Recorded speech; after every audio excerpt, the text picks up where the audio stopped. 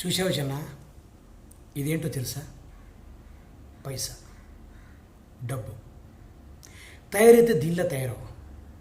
ప్రపంచమంతా కులమత భేదాలు, పెద్ద చిన్న, కూలీ ధనికుడు, పేదవాడు పెద్దవాడు, మతాలు ధర్మాలు, దీన్ని ముట్టుకోవడానికి ఎవడు స్నానం చేయక్కర్లేదు, చేరుకాలు కడుక్కోక్కర్లేదు.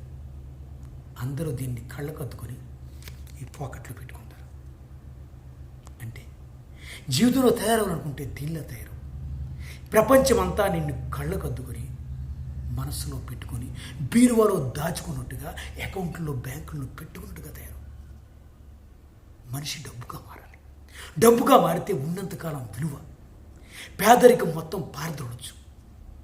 కుటుంబమే కాదు, దేశమే కాదు, ఈ ప్రపంచం మొత్తం నీకు కళ్ళారా కళ్ళు చూసుకుని కళ్ళుకు అద్దుకుంటుంది. ఈ ప్రపంచానికి కావాల్సింది డబ్బురా. ఇన్నాళ్ళు ఎలా తయారవ్వాలి, ఏం కావాలి, ఏ ఉద్యోగం చేయాలని అడిగావు. నేను చెప్తున్నా, ఉద్యోగం కాదు, ఎలా చేయాలి ఏం కాదు, ఈ డబ్బులా తయారవు. ప్రతివాడు నిన్ను పట్టుకోవడానికి నీ దగ్గరికి పరిగెత్తుకుంటూ రావాలి. అంత టాలెంట్ సంపాదించు.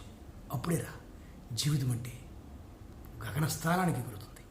అంతేగాని ఎలా ఉండాలి, ఎలా బ్రతకాలి, ఈర్ష్య ద్వేషాలు, ఈ దేశంలో ఎలా బతకడం, ఇదంతా చాలా తప్పు. డబ్బుగా మారితే ప్రతి ఓడు నిన్ను ప్రేమిస్తాడు.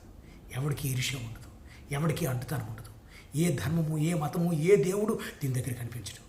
ఇదే సర్వస్వం. అందముడికి, అక్కచెల్లెలకి, తల్లిదండ్రులకి, కుటుంబాలకి, స్నేహితులకి అందరికి కావాల్సినది మనం కాదు, మన స్నేహం కాదు, డబ్బు. కాబట్టి డబ్బులు తయారు. అందరూ ప్రేమిస్తారు. ఓకేనే, అర్థమైంది అనుకుంటాను. జై హింద్, జై భారత్. ధనమేరా అన్నిటికీ మూలం. ఆ ధనము విలువ తెలుసుకోవడమే మానవ ధర్మం.